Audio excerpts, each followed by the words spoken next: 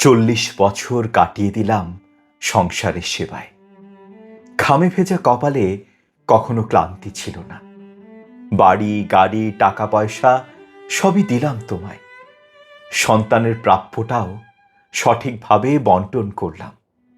তোমরা এখন সুখে আছো, আর আমি আছি প্রবল দুঃখে।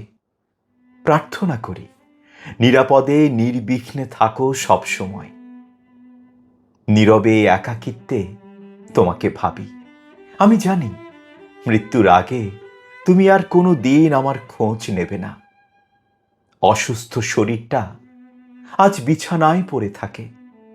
যত্ন করার মানুষটিও আজ কাছে নেই।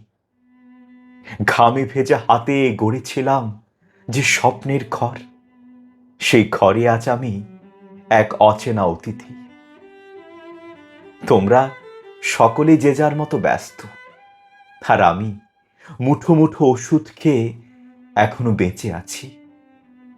রাত গভীর হলে বুক ধকধক করে, মনে হয় এই বুঝি নিঃশ্বাসটা চলে গেল। তবু কেউ পাশে এসে বসে না, মমতায় ভালোবাসায় জড়িয়ে ধরে না। জীবনের সব আলো যেন নিভে গেছে বালিশের কোণে। একদিন এই হাতে কত শক্তি ছিল, আজ এই হাতটি কাঁপে ওষুধের খোঁজে। তোমার স্পর্শের আশায় মন ব্যাকুল হয়ে থাকে।